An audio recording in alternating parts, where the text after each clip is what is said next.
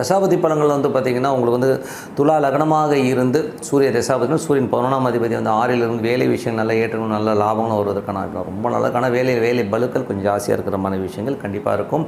வேலையில் கொஞ்சம் டென்ஷன்ஸ் கண்டிப்பாக இருக்கும். ஏன்னா சூரியன் வந்து சனியுடைய சாரத்துலேருந்து அந்த எமோஷன்ஸை கண்டிப்பாக கொடுத்துரும். துலா லக்னமாக சந்திர தசாபதினா சந்திரன் வந்து பார்த்திங்கன்னா உங்களுக்கு வந்து 10ஆம் அதிபதியாக இருந்து தொழில் ரீதியான விஷயங்கள் வந்து பார்த்திங்கன்னா சிறப்பான விஷயங்கள் கண்டிப்பாக இருக்கும். அதுவும் வந்து பார்த்தா ஒரு புதன் வியாழனில் மட்டும் கொஞ்சம் ஸ்ட்ரெஸ்ஸஸ் டென்ஷன்ஸ் இருந்தால் அதுக்கப்புறம் எல்லாமே சிறப்பாக இருக்குங்க. துலா லக்னமாக செவ்வாய் தசாபதி செவ்வாய் வந்து பார்த்திங்கன்னா உங்களுக்கு வந்து 9ல் இருக்கார். ஸோ 6ஆம் அதிபதி 9ல் இருக்கும்போது வேலை சம்மந்தமான விஷயம் வேலை மாற்றமாக நிறைய அலைச்சல்கள் நிறைய ஒரு பிரயாணம் மேற்கொள்வதற்கான நிறைய இருக்கும். துலா லக்னமாக ராகு தசாபதினா ராகு வந்து பார்த்திங்கன்னா உங்களுக்கு வந்து 6ல் இருக்கும்போது அது சனியுடைய சாரத்தில் இருக்கும்போது வேலை நிறைய ஏற்றங்கள் இருக்கும். ஸோ அது வந்து குருடைய சாரத்தில் இருக்கும்போது அது 8ல் போகும்போது கொஞ்சம் எமோஷன்ஸ் ஜாஸ்தி இருக்கும்.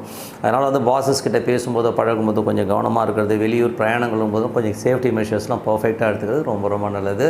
லக்னமாக இருந்து சனி தசாபதினா சனி வந்து பார்த்திங்கன்னா உங்களுக்கு வந்து 4ஆம் அதிபதி 5ல் இருந்து அவர் குருடைய சாரத்தில் இருக்கும்போது தாயார் மற்றும் குழந்தைகளால் வந்து ஒரு மனக்கலக்கங்களோ ஸ்ட்ரெஸ்ஸோ வருவதற்கான வாய்ப்புகளும் ரொம்ப கவனமாகும். துலா லக்னமாக இருந்து புதன் தசாபதினு புதன் வந்து பார்த்திங்கன்னா உங்களுக்கு 9ஆம் அதிபதி மற்றும் 12ஆம் அதிபதி அவர் 6ல் இருக்கும்போது வெளிநாடு வேலை சம்மந்தமான விஷயம் நிறைய வந்து பிரயாணம் மேற்கொள்வதற்கான ரொம்ப நல்லா இருக்குது. துலா லக்னமாக கேது தசாபதினும் கேது 12ல் இருக்காருங்க. அதுவும் சூரியனுடைய சாரத்தில் இருக்கும்போது வேலையில் வந்து தேவையில்லாத ஒரு ஸ்ட்ரெஸ்ஸோ டென்ஷன்ஸோ வரும். கொஞ்சம் வெடு கொடுக்குன்னு பேசுறது கொஞ்சம் எமோட்டாக பேசுகிற மாதிரி விஷயங்கள் கொஞ்சம் கவனமாக இருக்கணும். ஸோ துலா லக்னத்தில் வந்து கேது தசாபதினா நிறைய பிரயாணங்களில் கொஞ்சம் மன கஷ்டங்கள் கொஞ்சம் ஸ்ட்ரெஸ்டாக இருக்கிற மாதிரி ஃபீலை கண்டிப்பாக இருக்கட்டும். துலா லக்னமாக சுக்கிர தசாபதினா சுக்கிரன் வந்து பார்த்திங்கன்னா உங்களுக்கு 8ஆம் அதிபதி அங்கேயே இருக்கிறதான்னு அர்த்தம். ஏன்னா பரிவர்த்தனை 8ல் இருக்கும்போது கொஞ்சம் கவனம் தேவை.